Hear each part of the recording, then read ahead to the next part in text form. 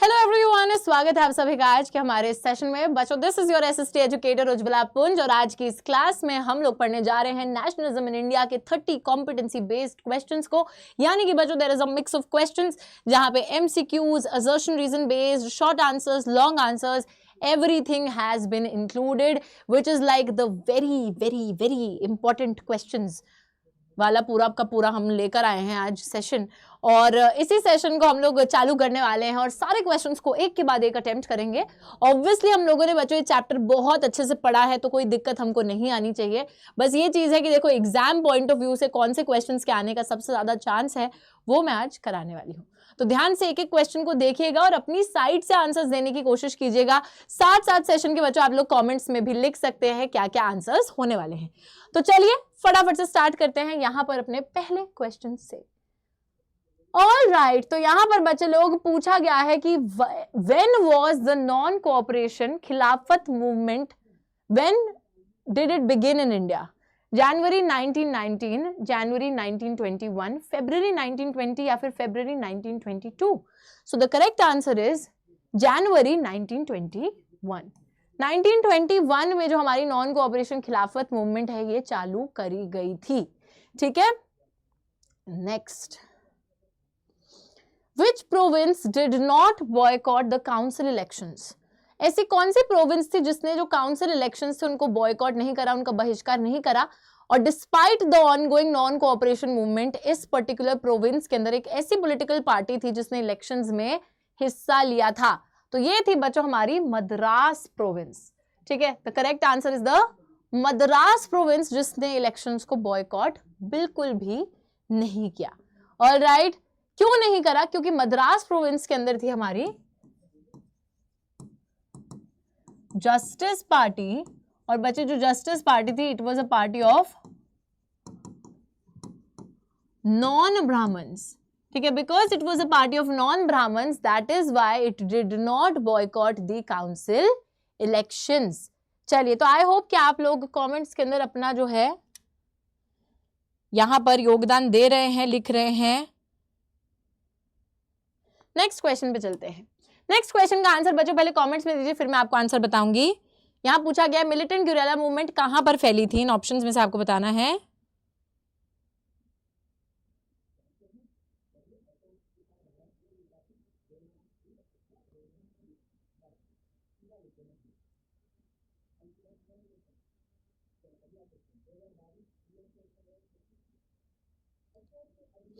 Okay,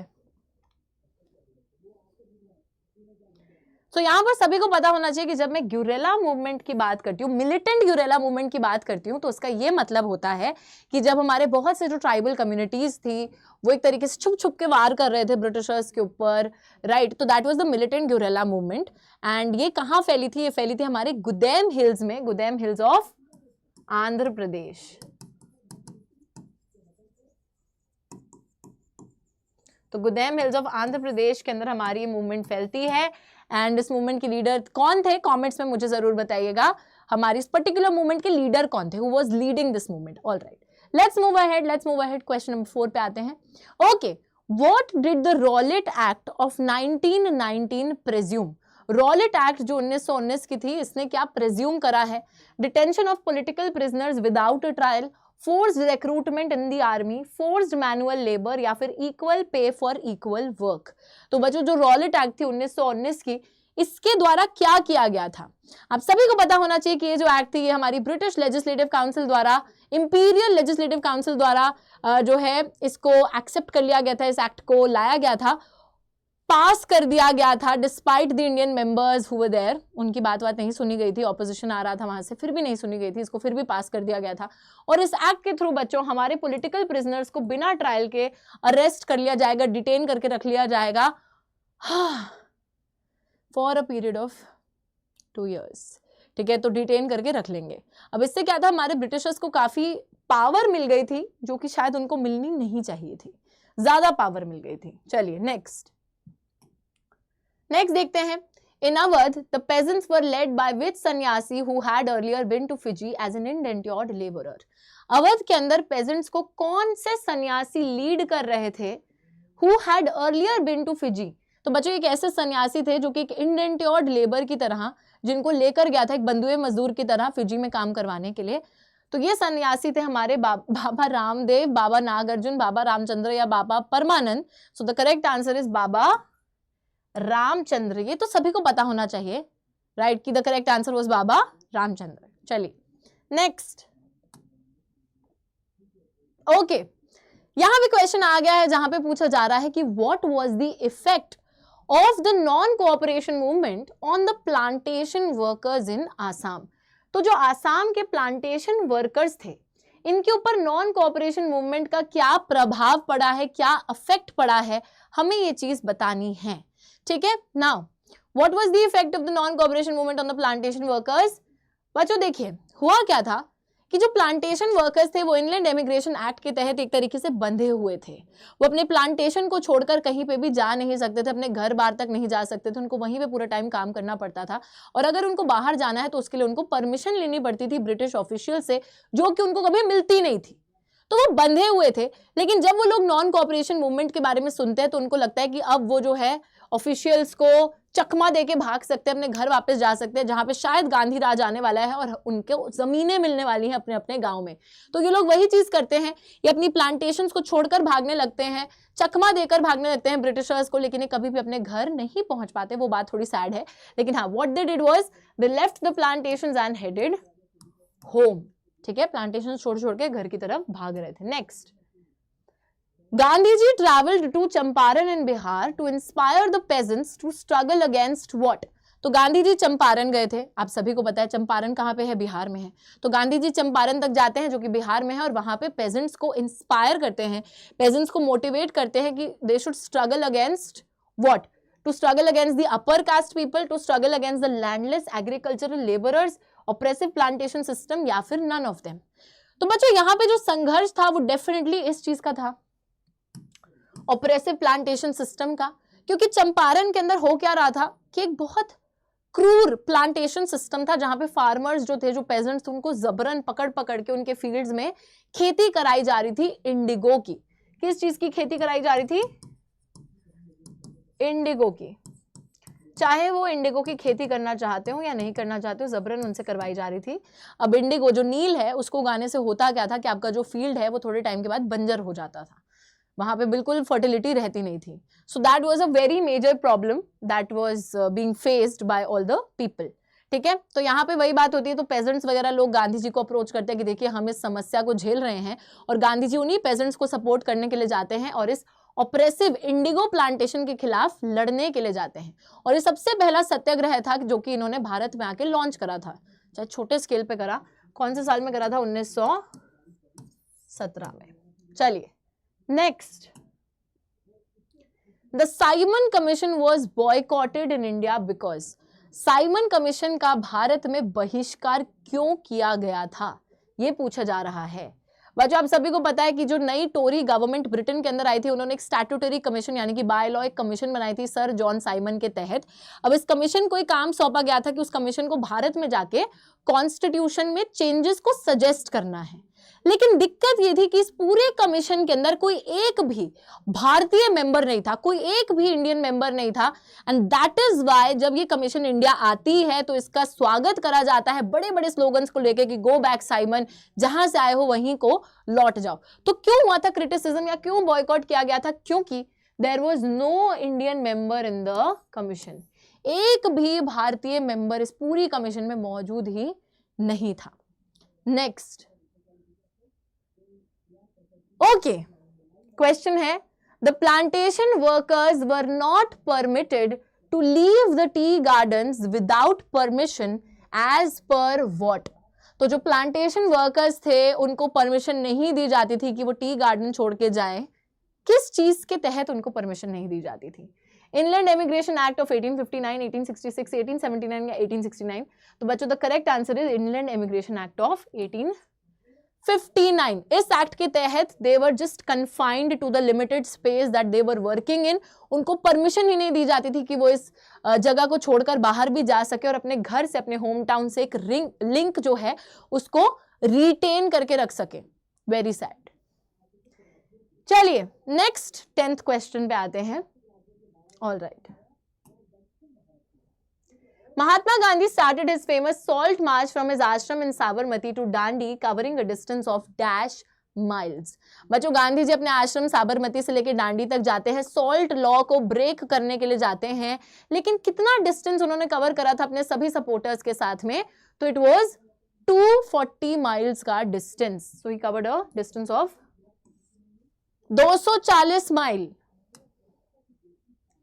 okay, 11th question is a fill in the blank. क्या लिखा है यहाँ पे, पढ़ते हैं इसको. Due to a violent incident in dash, Gandhi ji called off the non cooperation movement.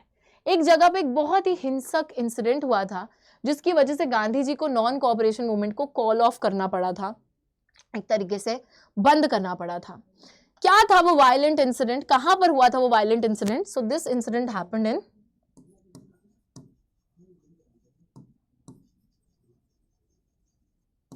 Chauri Chaura में. बच्चों, ये इंसिडेंट हुआ था और चौरी चौरा के इस वायलेंट इंसिडेंट के बाद जहां पे बहुत सारे पुलिस वालों को मार दिया गया था, इस इंसिडेंट के बाद गांधी जी को ऐसा लगा कि हमारे जो सत्याग्रही हैं अभी they are not fully trained for mass agitations and उनको शायद मास स्ट्रगल के लिए ट्रेनिंग की जरूरत है.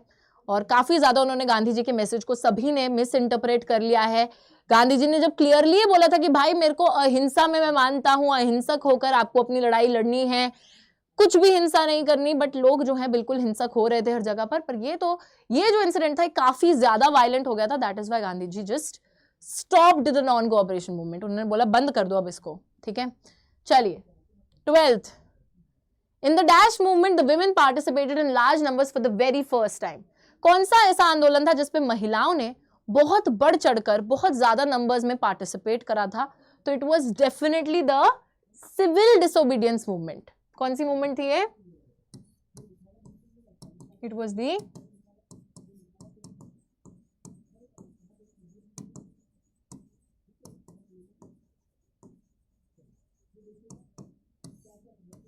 ठीक है, the answer is the civil disobedience movement. Next, Gandhi ji called Dalits as dash. बच्चों, गांधी जी दलित्स को क्या बुलाते थे? तो he called them as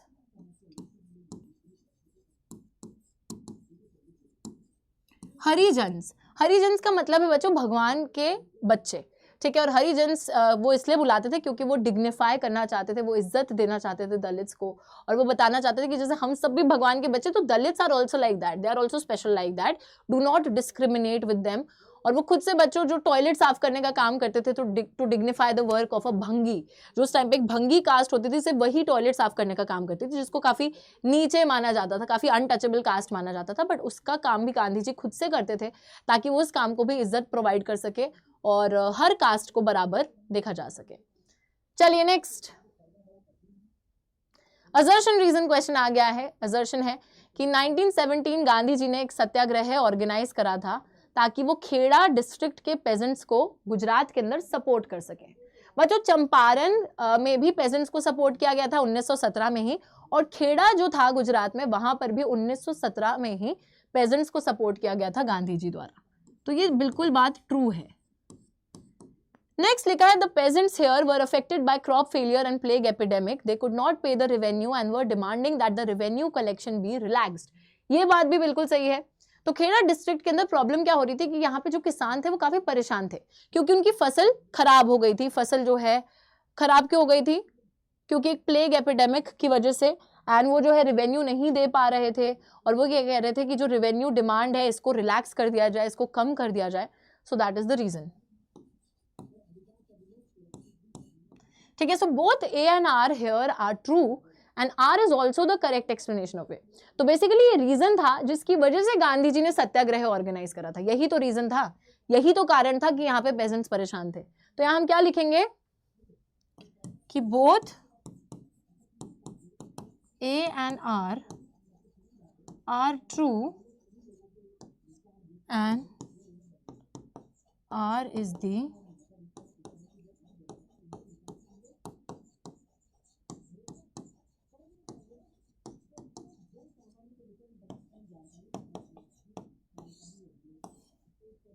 R is the correct explanation of A. All right, चलिए नेक्स्ट पे चलते हैं. 15th क्वेश्चन आ गया है, पढ़ते हैं इसको. एजर्शन दी गई है कि the council elections were boycotted in most provinces except Madras. Madras के अलावा काउंसिल इलेक्शंस मैक्सिमम हर जगह बॉयकॉट किए गए थे, जो कि बात हमको पता ही है। अच्छा बच्चों, मद्रास में क्यों नहीं बॉयकॉट किए गए थे?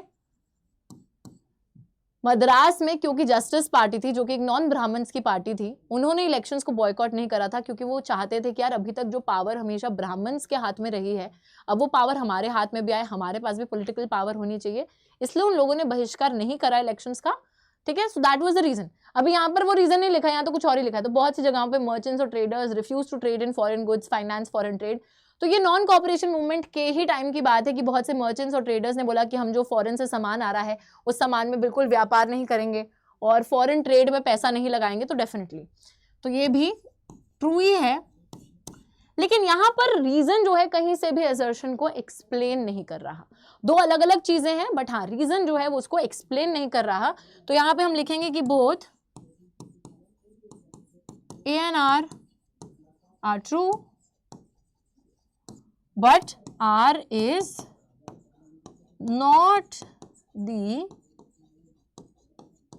correct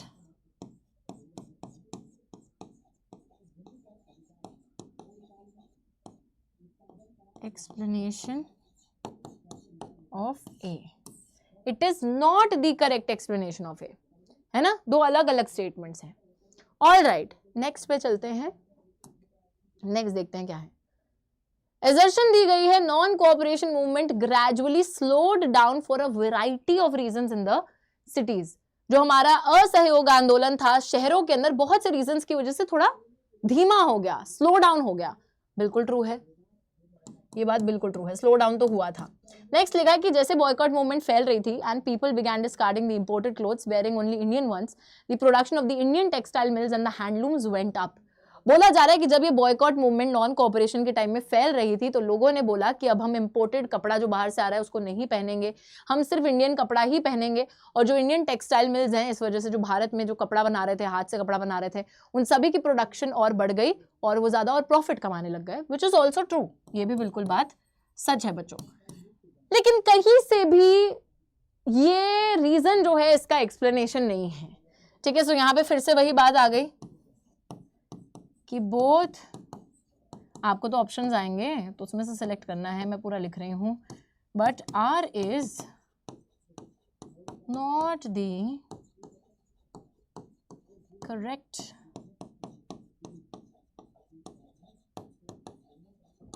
explanation of A. R जो है ए का करेक्ट एक्सप्लेनेशन कतई ही नहीं है। ठीक है, चलो 17th क्वेश्चन पे आते हैं। क्या है? इन अवध, अवध के अंदर पेजेंट्स को लीड कर रहे थे अलूरी सीताराम राजू। बिल्कुल ही गलत है ये तो बच्चों। अवध के अंदर लीड कौन कर रहे थे, याद रखिएगा, कमेंट्स में मुझे बताइएगा कि अवध में लीडर कौन थे। ओके, फिर लिखा है कि यहाँ पे movement was against the Aundh किसान सभा। बिल्कुल फॉल्स। बेसिकली अवध के अंदर जो मूवमेंट हो रही थी, अवध की मूवमेंट की वजह से ही तो औध किसान सभा को बनाया गया था, उसके खिलाफ थोड़ी ना थी वो मूवमेंट। तो ये भी बिल्कुल ही गलत बात हो गई है यहाँ पर। ठीक है, दोनों ही बातें फॉल्स है, both A and R are false.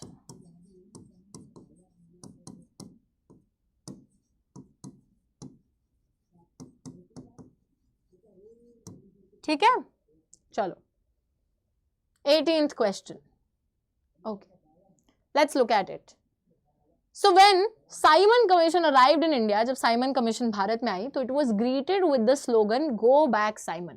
तो उसका स्वागत करा गया एक स्लोगन के साथ कि साइमन जी जहां से आप आए हैं बाय बाय, वहीं पे लौट जाइए। बिल्कुल ट्रू, ये बात बिल्कुल ट्रू है। और लिखा है कि रीजन में कि this happened because Mahatma Gandhi was on a Dandi March during that time. इसलिए हुआ था क्योंकि गांधी जी डांडी मार्च पे थे। कोई सेंस बना है इस बात का? कुछ भी मतलब। फॉल्स। रीजन इसका ये था बच्चों क्योंकि साइमन कमीशन में कोई भी इंडियन मेंबर नहीं था। ठीक है, वो रीजन होता तो यहाँ पे बिल्कुल रीजन करेक्ट एक्सप्लेनेशन भी हो जाता और सच भी हो जाता, बट ये सिर्फ यहाँ पर असर्शन ट्रू है। ठीक है, और रीजन बिल्कुल फॉल्स है। ऑलराइट, चलो आई होप ये बात बिल्कुल यहाँ तक क्लियर है। हम लोग 18th क्वेश्चन हमने कर लिया है। Now we are moving on to the 19th question. चलिए देखते हैं। Assertion है कि the rich peasants became enthusiastic supporters of the civil disobedience movement, organizing their communities and at times forcing reluctant members to participate in the boycott programs. बोला जा रहा है कि जो rich peasants थे वो बहुत enthusiastic supporters बन गए civil disobedience movement के. वो अपने पूरे के पूरे समुदाय को इकट्ठा कर रहे थे, ऑर्गेनाइज कर रहे थे. बहुत बारी जो ऐसे भी लोग होते थे जो रिलक्टेंट होते थे, जो नहीं भी हिस्सा लेना चाहते थे, उनको भी फोर्स करते थे कि चलो चलो बॉयकॉट प्रोग्राम में हिस्सा लो. तो ये तो बात बिल्कुल सच है बच्चों, डेफिनेटली इन्होंने ऐसा ही करा था. However, they were deeply happy when the movement was called off with the revenue rates being lowered. यार इन्होंने बेसिकली पार्टिसिपेट इसलिए करा था क्योंकि चाहते थे कि शायद सिविल डिसोबीडियंस में हिस्सा लेने से हमारे जो रेवेन्यू रेट है, जो हमसे मांगा जाता है रेवेन्यू, वो शायद कम हो जाएगा, ब्रिटिशर्स उसको रिड्यूस कर देंगे. बट ऐसा कुछ भी नहीं होता है. जब इस मूवमेंट को कॉल ऑफ करा गया था, जब इस मूवमेंट को बंद करा गया था, तो हमारे पेजेंट्स काफी नाखुश हुए थे, ना कि हैप्पी हुए थे. नाखुश इसलिए हुए थे क्योंकि वो जिस चीज के लिए उन्होंने पार्टिसिपेट करा वो तो रिजल्ट ही नहीं आया ना. तो that is why they were deeply unhappy when the movement was called off with the revenue rates not being revised. अगर वो स्टेटमेंट होती तो बिल्कुल ट्रू था, बट ये स्टेटमेंट बिल्कुल गलत है, तो ये बिल्कुल फॉल्स है. तो यहाँ पर हम लिखें A is true but R is false. ठीक है जी, ऑलराइट. चलो नेक्स्ट. ओके, नेक्स्ट बोला जा रहा है name the writer of the book Hind Swaraj. Writer of the book Hind Swaraj. बच्चों हिंद स्वराज किताब लिखी गई थी गांधी जी द्वारा. और याद रखिएगा कि इस किताब के अंदर गांधी जी ने ये लिखा था कि अभी तक अंग्रेजों का शासन जो भारत में चल रहा है ये सिर्फ भारतीय लोगों की वजह से चल रहा है, क्योंकि हम जो भारतीय लोग हैं इतने ज्यादा अच्छे हैं कि हम इन अंग्रेजों का साथ देते हैं, हर चीज में हम इनके साथ कोऑपरेट करते हैं. और अगर हमने इनका साथ देना छोड़ा, हमने इनका सहयोग करना छोड़ा, तो इनका जो ब्रिटिश राज है वो 1 साल के अंतर्गत गिर जाएगा. तो वही बात हुई थी और इसी बात को इन्होंने अपनी किताब हिंद स्वराज में लिखा था कि British rule would collapse with in a year अगर हम इंडियंस इनका साथ देना छोड़ देते हैं. और इसी प्रेमाइस पे इन्होंने नॉन कोऑपरेशन मूवमेंट को चालू भी करा था. चलिए नेक्स्ट 21st क्वेश्चन पे आते हैं. पूछा जा रहा है कि वंदे मातरम का गाना किसने लिखा है. बच्चों आज हम लोग काफी जोश और जुनून से वंदे मातरम गाते हैं, लेकिन असलियत में ये गाना किसने लिखा है, ये इतना पेट्रियोटिक सॉन्ग जो हमारे पेट्रियोटिक जज्बातों को जगा देता है. This has been written by Bankim Chandra Chattopadhyay. All right, next question आप लोग देख सकते हैं. ऑल इंडिया 2010, 14, दिल्ली 2015, 17, कितनी बार ये क्वेश्चन रिपीट हुआ है. तो जरा क्वेश्चन को पढ़ लेते हैं. क्या है? Why did Gandhi ji decide to launch a nationwide Satyagraha against the proposed Rowlatt Act of 1919? तो बच्चों जो रॉलेट एक्ट आई थी 1919 में, उसके खिलाफ गांधी जी ने एक नेशन वाइड सत्याग्रह लॉन्च करा था. नेशन वाइड सत्याग्रह का मतलब है कि एक फुल फ्लेजिड पूरे सबको मिला के, देशवासियों को मिला के एक सत्याग्रह लॉन्च करा था इस रॉलेट एक्ट के खिलाफ. क्यों लॉन्च करा था, उसके पीछे रीजन बताइए. तो सबसे पहले तो बताएंगे रॉलेट एक्ट में ऐसा था क्या. तो रॉलेट एक्ट को तेजी से इंपीरियल लेजिस्लेटिव काउंसिल द्वारा पास कर दिया गया था despite the opposition by Indian members. मैंने आपको ये बात पहले भी बोली थी कि इंडियन मेंबर्स तो कभी उसके सहयोग में थे ही नहीं. इंडियन मेंबर्स अपोज कर रहे थे, लेकिन फिर भी इंपीरियल लेजिस्लेटिव काउंसिल द्वारा जो ब्रिटिशर्स थे उन्होंने पास कर दी. इस रॉलेट एक्ट के थ्रू बहुत सारी पॉलिटिकल एक्टिविटीज को दबाने की पावर सरकार को मिल जाती है. Government got the powers to repress the political activities. और इस रॉलेट एक्ट के थ्रू गवर्नमेंट जो थी बच्चों वो डिटेन कर सकती थी पॉलिटिकल प्रिजनर्स को without a trial for a period of 2 years. 2 साल तक बिना किसी मुकदमे के आप जो है प्रिजनर को बंदी बनाकर रख सकते थे, अरेस्ट करके डिटेन करके रख सकते थे. काफी गलत पावर ब्रिटिशर्स के हाथ में आ गई थी. और that is why Gandhi ji got agitated and he had to do something about it. इसलिए उन्होंने रॉलेट एक्ट के खिलाफ सत्याग्रह लॉन्च करा था. नेक्स्ट है हमारा 23rd क्वेश्चन.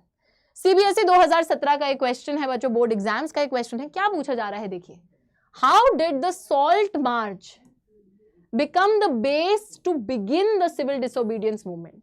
अब बच्चों ध्यान रखिएगा, नॉन कोऑपरेशन में हमने सिर्फ इतना बोला था कि हम ब्रिटिशर्स का सहयोग नहीं करेंगे, लेकिन जब सिविल डिसोबीडियंस आती है ना तो हम साथ में ये भी बोलते हैं कि सहयोग तो अभी भी नहीं करेंगे, लेकिन अब हम निरादर करेंगे, अब हम डिसोबे करेंगे ब्रिटिशर्स को फुल फ्लेजेड तरीके से। तो सॉल्ट मार्च हमारा बेस बन जाता है सिविल डिसोबीडियंस मूवमेंट को चालू करने का। कैसे देखते हैं, तो हम देखते हैं कि civil disobedience because Mahatma Gandhi ने एक वाइसरॉय इरविन को लेटर भेजा था, 11 डिमांड्स थी उसमें, कुछ जनरल डिमांड्स, कुछ स्पेसिफिक डिमांड्स, लेकिन एक डिमांड थी दिल दहला देने वाली, वो थी सॉल्ट टैक्स को अबॉलिश करने की डिमांड और ब्रिटिश मोनोपोली जो थी नमक को प्रोड्यूस करने पे उसको खत्म करने की डिमांड। क्योंकि गांधी जी को ऐसा लगता था कि जो नमक है वो एक तरीके से बहुत नेसेसिटी है और अमीर गरीब जो होते हैं, rich and poor, it is consumed by both of them, and उसके ऊपर टैक्स लगाना और उसके ऊपर एक मोनोपोली रखना एक काफी ऑप्रेसिव साइड जो है ब्रिटिशर्स की हमको दिखाता है। दैट इज वाई बच्चों हम लोग देखते हैं कि इसमें सारे के सारे लोगों को साथ में लाया गया सॉल्ट मार्च में और सॉल्ट टैक्स को अबॉलिश करने की कोशिश करी गई। कहीं ना कहीं ब्रिटिशर्स के कानून को डिसोबे करा गया। ब्रिटिशर्स का कानून था ना कि सिर्फ उनकी मोनोपोली थी, सिर्फ और सिर्फ वही जो है नमक प्रोड्यूस कर सकते थे, बट हमने खुद से प्रोड्यूस कर दिया, तो हमने उनकी मोनोपोली को ब्रेक करा, उनके कानून के हम लोग खिलाफ गए, उनको हमने डिसोबे करा। तो कहीं ना कहीं वही जो चीज है सिविल डिसोबीडियंस का बेस बन गई। ओके, ऑल राइट, तो ये पूरा आपको इंक्लूड करना है। यहाँ पर जो लिखा है अधूरा सा है, बट आपको ये पूरी चीज जो मैंने आपको बताई है वो लिखनी पड़ेगी। ओके, नेक्स्ट क्वेश्चन बहुत ही ज्यादा इंपॉर्टेंट है, 24th क्वेश्चन जो हमारा है। यहाँ पे पूछा जा रहा है बच्चों की जो स्वराज फ्लैग है इसको किसने डिजाइन करा है, एक्सप्लेन कीजिए main features of the Swaraj flag. तो स्वराज फ्लैग को 1921 में डिजाइन करा गया था बाय गांधी जी। ठीक है, गांधी जी ने इसको डिजाइन करा था। मेन फीचर्स थे कि इसके अंदर ट्राई कलर था बच्चों, 3 रंग का झंडा था, लाल, हरा और सफेद। स्पिनिंग व्हील इसके सेंटर में था और जो कि Gandhian ideal of self help को रिप्रेजेंट करता था। ठीक है, तो 3 रंग का झंडा था, साथ ही में इसके बीच में एक चरखा बना हुआ था, जैसे आज जहां अशोक चक्र बना है वहां पे इसमें चरखा बना हुआ था। चरखा रिप्रेजेंट करता था Gandhian ideal of self help, यानी कि बच्चों गांधी जी बोलते थे हमेशा आत्मनिर्भर बनो, तो आत्मनिर्भरता को शोकेस करता था वो। कि चरखा का क्या मतलब है कि हम खुद से अपना कपड़ा बनाए, खुद से वीव करें, बाहर से नहीं मंगाना है, भारत को आत्मनिर्भर बनना है। ठीक है, बाहर पे डिपेंडेंट नहीं रहना है, इंपोर्टेड कपड़े पर निर्भर नहीं रहना है। तो उसी चीज को यहाँ पर रिप्रेजेंट किया जा रहा था। नेक्स्ट पे आ जाते हैं। नेक्स्ट है हमारा ऑल इंडिया 2016 का क्वेश्चन और 25th क्वेश्चन है, और क्वेश्चन को सबसे पहले हम लोग डिटेल में पढ़ते हैं। The plantation workers in Assam had their own understanding of Mahatma Gandhi and the notion of Swaraj, support the statement with arguments. बोला जा रहा है कि जो आसाम के प्लांटेशन वर्कर्स थे उनकी एक अपनी खुद की अंडरस्टैंडिंग थी महात्मा गांधी को लेकर, स्वराज को लेकर। इस स्टेटमेंट को एक्सप्लेन करो, सपोर्ट करो बेसिकली। ठीक है, इनलैंड एमिग्रेशन एक्ट ऑफ 1859 के तहत बच्चों सबसे पहले हम बताएंगे कि जो इनलैंड एमिग्रेशन एक्ट है 1859 की, इसके तहत जो प्लांटेशन वर्कर्स थे आसाम में उन्हें टी गार्डन छोड़ने नहीं दिया जाता था।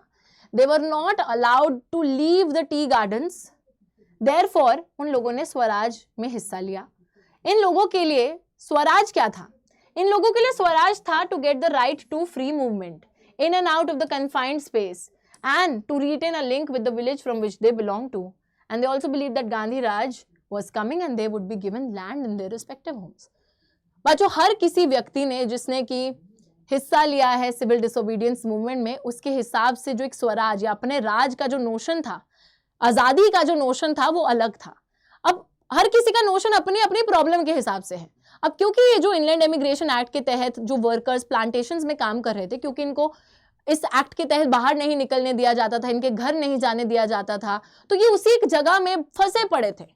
इनके लिए स्वराज था the right to move freely in and out of the confined space. तो जिस स्पेस में फंसे हुए उससे बाहर जाना, वापस आने की आजादी होनी चाहिए। इनके घर तक ये लिंक रिटेन कर सके, यानी कि घर भी जा सके अपने अगर चाहे तो वो भी इनको आजादी मिलनी चाहिए। तो इनके लिए स्वराज यही था, इनके लिए आजादी यही थी। ठीक है, अब गांधी राज क्या था? उनके लिए गांधी जी का ये मतलब था कि अब गांधी राज आने वाला है, और गांधी राज के आने से हम लोगों को सिविल डिसोबीडियंस बोल रही हूँ, नॉन कोऑपरेशन में भी या सिविल डिसोबीडियंस किसी भी मूवमेंट में जिस भी व्यक्ति ने हिस्सा लिया, सबके लिए स्वराज का नोशन डिफरेंट ही था। ठीक है, अब यहाँ पे नॉन कोऑपरेशन की बात हो रही है। तो बच्चों इस टाइम पे ये प्लांटेशन वर्कर्स को जब गांधी जी के बारे में पता चलता है तो दे थॉट कि गांधी राज आ रहा है और हमें जो है अपने गाँव में अब जमीनें मिलने वाली हैं। तो ये लोग इस वजह से अपनी प्लांटेशंस को छोड़कर अपनी अथॉरिटीज जो इनके ऊपर नजर रखे हुए ब्रिटिश ऑफिशियल्स होते हैं उनको चकमा दे देकर ये लोग अपने गांव वापस भागने लगते हैं। ठीक है, तो ये पूरा आप लोग प्लांटेशन वर्कर्स वाला है, इसको अच्छे से पढ़ लीजिएगा और ये बहुत ही इंपॉर्टेंट क्वेश्चन है, इसको अच्छे से लर्न भी कर लीजिएगा, काफी सिंपल है। चलो नेक्स्ट नेक्स्ट क्वेश्चन है, the civil disobedience movement was different from the non cooperation movement, support the statement with examples. हमारी civil disobedience movement non cooperation से अलग कैसे थी, एक्सप्लेन कीजिए। बच्चों मैंने आपको अभी भी बताया कि नॉन कोऑपरेशन में हमने सिर्फ ये बोला था कि हम साथ नहीं दे रहे ब्रिटिशर्स का, लेकिन सिविल डिसोबीडियंस में साथ तो अभी भी नहीं दे रहे, उसी के साथ साथ जो ब्रिटिश लॉज हैं उनको भी डिफाई करने लग गए, उनके कानूनों के खिलाफ जाने लग गए, ब्रिटिशर्स के खिलाफ जाने लग गए। तो देखिए, civil disobedience movement was different from the non-cooperation movement in the following ways. Civil disobedience dealt with breaking of colonial laws, whereas non-cooperation did not follow the rules of the colonial government. Non-cooperation के अंदर आप उनके rules नहीं follow कर रहे थे, लेकिन civil disobedience में आप उनके कानून तोड़ रहे थे, कानून के खिलाफ जा रहे थे। Civil disobedience में people broke the salt law, the forest law. Non-cooperation में वो peaceful demonstrations कर रहे थे। सिविल डिसोबीडियंस में जो है हम पूर्ण स्वराज, प्यूमा क्यों लिखा है यहाँ पे, पूर्ण स्वराज लाना चाहते थे, लेकिन नॉन कोऑपरेशन में हम हिंदूज और मुस्लिम्स को यूनाइट करना चाहते थे स्वराज हासिल करने के लिए। बेसिकली दोनों में ही आज़ादी चाहते थे। सिविल डिसोबीडियंस में तो हम पूरी तरीके से आज़ाद होना चाहते थे, बट नॉन कोऑपरेशन में हम लोग वही आज़ादी की बात कर रहे थे, हिंदूज और मुस्लिम्स को साथ में लाकर। आई होप ये पॉइंटर्स बिल्कुल क्लियर है। सिविल डिसोबीडियंस में लॉ ब्रेकिंग की बात हो रही है, breaking the laws of the Britishers. Non cooperation में हमने बोला we will not support them, that means we will not obey their rules, जो उन्होंने रूल्स बनाए हैं उन्हें ओबे नहीं करेंगे। सिविल डिसोबीडियंस में फॉरेस्ट लॉज तोड़े जा रहे थे, सॉल्ट लॉ को तोड़ा जा रहा था। नॉन कोऑपरेशन में आप लोग बॉयकॉट कर रहे थे, पीसफुल प्रोसेशंस कर रहे थे। सिविल डिसोबीडियंस पूर्ण स्वराज के लिए, नॉन कोऑपरेशन हिंदूज मुस्लिम्स को साथ लाके स्वराज को अचीव करने के लिए हो रहा था। ठीक है, तो 3 पॉइंटर्स काफी हैं आई थिंक, अगर आप इन्हें डिटेल में लिख लोगे तो very very good. Okay, next 27th question है, let's look at it. Why did the different social groups join the civil disobedience movement? अलग अलग जो सामाजिक तबके थे उन्होंने सिविल डिसोबीडियंस मूवमेंट में हिस्सा क्यों लिया, उसको क्यों ज्वाइन करा, उसके पीछे रीजन क्या था, एक्सप्लेन करना है। अब बच्चों अभी अभी मैंने आपको बताया कि एवरीवन हु जॉइंड, या तो जिसने नॉन कोऑपरेशन ज्वाइन करी या सिविल डिसोबीडियंस कोई भी मूवमेंट ज्वाइन करी, सबका जो अपना स्वराज का नोशन था, सबकी जो अपनी आजादी का नोशन था वो अलग हुआ करता था। अब जैसे यहाँ पर भी आप देखेंगे, सबसे पहला ग्रुप यहाँ लिखा है रिच पेजेंट कम्युनिटीज, अमीर जो किसान थे, है ना, जाट्स और ये सब पाटीदार्स, ये सब लोग जो थे। अब ये लोग जो हैं ये देख रहे थे कमर्शियल क्रॉप्स में ट्रेड करते थे, महंगा जो है ये अनाज बेचते थे। अब इनको पता चलता है कि भाई जो हमारे कमर्शियल क्रॉप्स हैं, जो फसल है जिसको हम बेच के प्रॉफिट कमाते हैं, क्योंकि ट्रेड डिप्रेशन आया तो हमारी फसल के दाम कम हो गए हैं, पैसा उतना नहीं आ रहा, पैसा नहीं आ रहा तो ब्रिटिशर्स जो रेवेन्यू मांगते थे उसको पे नहीं कर पा रहे थे। ठीक है, और जब ये गवर्नमेंट को बोलते थे कि आप रेवेन्यू कम कर दो तो गवर्नमेंट भी रेवेन्यू कम नहीं कर रही थी, तो परेशानी आ गई थी। अब इन लोगों के लिए स्वराज ये था, आजादी ये थी कि इनको चाहिए था कि हमारी रेवेन्यू डिमांड कम हो जाए, और इन्हें लगा कि सिविल डिसोबीडियंस मूवमेंट एक सहारा है, अगर हम इसमें हिस्सा लेंगे तो हो सकता है कि हमारी रेवेन्यू डिमांड कम हो जाए। ठीक है, हाई रेवेन्यू के खिलाफ था इनका स्ट्रगल, तो इनके लिए बेसिकली ये रीजन था जिसकी वजह से इन्होंने पार्ट लिया रेवेन्यू डिमांड को कम करने के लिए। पुअर पेजेंट के लिए स्वराज का मतलब रेवेन्यू डिमांड का कम होना तो था ही, लेकिन उसी के साथ ये भी चाहते थे कि जिन जमीनों पर ये काम करते थे, रेंट देते थे, वो अनपेड रेंट भी माफ कर दिया जाए, किराया भी माफ कर दिया जाए, क्योंकि इनके पास भी पैसा था नहीं। इनके लिए ये नोशन था। महिलाओं ने भी हिस्सा लिया, महिलाओं ने लार्ज स्केल में हिस्सा लिया सॉल्ट मार्च के दौरान। High caste families urban areas में, rich peasant household rural area से महिलाएं आती थी, और इनके लिए ये मानते थे कि एक सेक्रेड ड्यूटी है to serve the nation. Although बच्चों महिलाएं बहुत अरेस्ट भी हुई हैं, हिस्सा भी बहुत बढ़ चढ़ के लिया, लेकिन फिर भी कोई सोशल रोल, सामाजिक सेंस में महिलाओं का रोल इंप्रूव नहीं हुआ इस चीज से। ऐसा कुछ नहीं हुआ कि क्योंकि उन्होंने हिस्सा ले लिया इसलिए महिलाओं का जो रोल है सोसाइटी में बहुत बेहतर हो गया, बहुत ज्यादा अच्छा हो गया। Nothing like that actually happened. ठीक है, प्लस यहां पर देखो 3 ही सोशल ग्रुप्स लिखे हैं, हमें इसी के साथ साथ हमारे वर्कर्स और जो हमारी इंडस्ट्रियल क्लास थी उसके बारे में भी लिखना होगा। ये भी 2 ग्रुप्स थे, ठीक है, तो इंडस्ट्रियल क्लास और वर्कर्स ने भी क्यों क्यों हिस्सा लिया था वो भी आपको लिखना पड़ेगा। छोटे छोटे 3-4 लाइनों में आप सम अप कर सकते हो अगर सबका लिखने को आ गया। अगर स्पेसिफिकली किसी एक ग्रुप का पूछ लिया तो आपको सबके बारे में पता जरूर होना चाहिए। ठीक है, तो इस क्वेश्चन के अंदर 2 ग्रुप्स नहीं मेंशन। इंडस्ट्रियल क्लास जो हमारे इंडस्ट्रियलिस्ट थे, बहुत पैसा उन्होंने कमा लिया था बट फिर उनके ऊपर रोक लग गई थी। वो चाहते थे कि जो भी रोक लगे, इंपोर्ट्स बंद हो जाएं, उनके सामान को ज़्यादा बेचा जा सके, वो सारी चीज़ें। और वर्कर्स ने क्यों हिस्सा लिया, all of that. Now next, okay बच्चों, यहाँ पे पूछा जा रहा है कि जो नॉन कोऑपरेशन मूवमेंट थी सिटीज के अंदर धीमी क्यों हो गई। हम सभी को पता है कि बड़े जोश और जुनून से इस नॉन कोऑपरेशन मूवमेंट को चालू किया गया था, लेकिन फिर जो है शहरों के अंदर कहीं ना कहीं एक हमें स्लो डाउन देखने को मिलता है। ये मूवमेंट जो है थोड़ी फीकी पड़ जाती है, थोड़ी धीमी हो जाती है। ऐसा क्यों होता है? तो चलिए देखिए, ये क्वेश्चन बार बार रिपीट हुआ है 2012, 2015, फॉरेन के बोर्ड 2014 में। ठीक है, अभी हम देख लेते हैं। तो non cooperation gradually slowed down because why? The first reason is लोगों ने फॉरेन कपड़े को क्या जला दिया था बॉनफायर में। फॉरेन से जो कपड़ा आ रहा था उसको जलाए जा रहे थे और कहते थे अब हम सिर्फ इंडियन कपड़ा पहनेंगे। बहुत अच्छी बात है, लेकिन जब इंडियन कपड़ा खरीदने जाते हैं तो टाई फेस हो जाती है, क्योंकि पता चलता है कि भाई ये खादी का कपड़ा तो बहुत महंगा है, हर कोई इसे अफोर्ड ही नहीं कर सकता। And that is why, because the khadi cloth was very expensive, the poor could not afford it. That is why बच्चों these people again started using mill made clothes and वापसी इनको करनी पड़ी। वही ब्रिटेन से जो कपड़ा आ रहा था उस पर वापस लौटना पड़ा क्योंकि वो सस्ता हुआ करता था। ठीक है, तो एक तो ये रीजन था। दूसरा रीजन ये था कि हमारे इंडियन इंस्टीट्यूशंस जो थे, ठीक है, teachers, students, lawyers, but these were very slow to come. हाँ, हम ये देखते हैं कि बहुत से बच्चे, टीचर्स, लॉयर्स अपनी वकालत, काम धंधा, पढ़ाई लिखाई छोड़कर घर पे बैठ जाते हैं कि हम इन ब्रिटिश इंस्टीट्यूशंस में पढ़ेंगे नहीं, काम नहीं करेंगे, ये सब।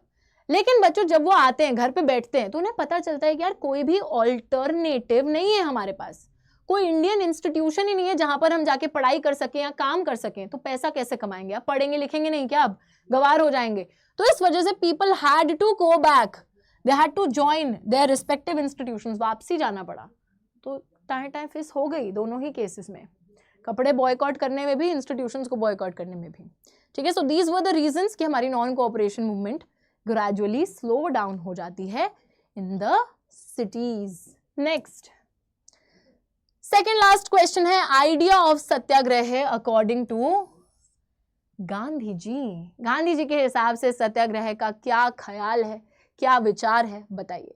तो idea of satyagraha according to Gandhi ji was a noble method of mass agitation which emphasises the power of truth and the need to search for the truth. तो बच्चों गांधी जी के हिसाब से सत्याग्रह एक बहुत नोबल चीज है, बहुत प्रेशियस चीज है, मास एजुटेशन की, जिसमें सारे लोगों को इकट्ठा करा जाता है, जहां पे सच की पावर को देखा जाता है और सच को ढूंढा जाता है। उन्होंने ये बोला था गांधी जी ने कि if you are fighting for truth and against injustice then there is no need to use physical force to defeat the oppressor. Gandhi ji ये बोलते हैं कि अगर तुम सच्चे हो और तुम जिसके खिलाफ लड़ रहे हो वो अन्याय है, अन्याय के खिलाफ लड़ रहे हो, खुद तुम सच्चे हो, तो जरूरी नहीं है कि तुम्हें भी हिंसक होना है लड़ाई करने के लिए, अपने ऑपरेसर के साथ लड़ने के लिए। हिंसा नहीं करनी है ना। दूसरा इंसान बुरा है यार, हमें भी उसी की तरह थोड़ी ना बन जाना है, हमें हिंसक नहीं होना। तो वो कहते हैं कि आप एग्रेसिव मत होइए, ऑपरेसर को परसुएड करिए to see the truth with the use of non violence. बिना हिंसक हुए, अहिंसा के थ्रू अपना जो ऑपरेसर है, जो आपको आपके ऊपर शोषण कर रहा है या आपके साथ गलत कर रहा है, उसको सच दिखाइए। ठीक है, show that person the truth कि सच क्या है। एंड नॉन वायलेंस में रहकर ये सब कीजिए, वायलेंट होने की बिल्कुल भी जरूरत नहीं है। Gandhi ji had a hard believe that the dharma of non violence would help in uniting the people of the country. तो गांधी जी को लगता था कि यही जो धर्म है अहिंसा का, ये हमारे देश के सारे लोगों को एकजुट करेगा, यूनाइट करेगा और मास स्ट्रगल करने में मदद करेगा। चलिए बच्चों, सत्याग्रह का बहुत ही इंपॉर्टेंट क्वेश्चन के बाद लास्ट क्वेश्चन पे आते हैं, और ये है बहुत ही ज्यादा इंपॉर्टेंट क्वेश्चन। यहाँ पे शायद सिर्फ दिल्ली लिखा है, but I have seen that this question has been repeated several times in the CBSE board exams. How did the first world war create a new economic and a political situation in India? Economic and political, ठीक है, political और economic एक नई सी स्थिति कैसे create करी थी? तो हम लोग देखते हैं बच्चों, कैसे क्रिएट करी थी? तो ब्रिटिशर्स इस टाइम पे क्योंकि फर्स्ट वर्ल्ड वॉर में लड़ाई कर रहे थे, उनका क्योंकि बहुत ज़्यादा खर्चा हो रहा था उस लड़ाई में, तो उस खर्चे को एक तरीके से चुकाने के लिए उन लोगों ने हमारे इंडियंस के ऊपर टैक्सेस लगाने चालू कर दिए। ठीक है, डिफेंस एक्सपेंडिचर, वॉर लोन, तो लोन भी लिया, उसी के साथ साथ उन्होंने टैक्सेस बढ़ा दिए, कस्टम ड्यूटीज बढ़ा दी, इनकम टैक्स इंट्रोड्यूस कर दिया, चीज़ों के दाम बढ़ा दिए, तो इंडियंस के ऊपर बहुत दिक्कत आ गई थी, क्योंकि हम लोग एक तरीके से ब्रिटिशर्स का पैसा भर रहे हैं, उनके लोन का पैसा हम लोग भर रहे हैं। कंटिन्यूस सप्लाई सोल्जर्स, और उनको सोल्जर भी चाहिए थे, तो वो क्या करते थे, हमारे गाँव में लोगों को उठा कर जबरन जो है उनको आर्मी में भर्ती कर रहे थे। क्रॉप फेलियर हो गया था बहुत ही जगहों पर, एक तरीके से फसलें खराब हो गई थी, जिसकी वजह से हम लोग देखते हैं बच्चों खाने की कमी हो गई थी, बहुत से लोग भुखमारी का सामना कर रहे थे, और एपिडेमिक्स, इन्फ्लुएंजा एपिडेमिक भी आ गया था, तो काफ़ी खराब जो है एक स्थिति क्रिएट हो गई थी हमारे इंडिया के अंदर फर्स्ट वर्ल्ड वॉर के दौरान पर, because of the Britishers. Alright, तो इसी के साथ हमारे top 30 competency based questions from the chapter nationalism in India होते हैं complete. I hope you all like the questions. तो जल्दी से बच्चों इस सेशन को लाइक कर दीजिए, अपने दोस्तों के साथ शेयर कर दीजिए, चैनल को सब्सक्राइब करना मत भूलिएगा, and I will see you guys in the next session with a new chapter. तब तक के लिए take care and bye bye.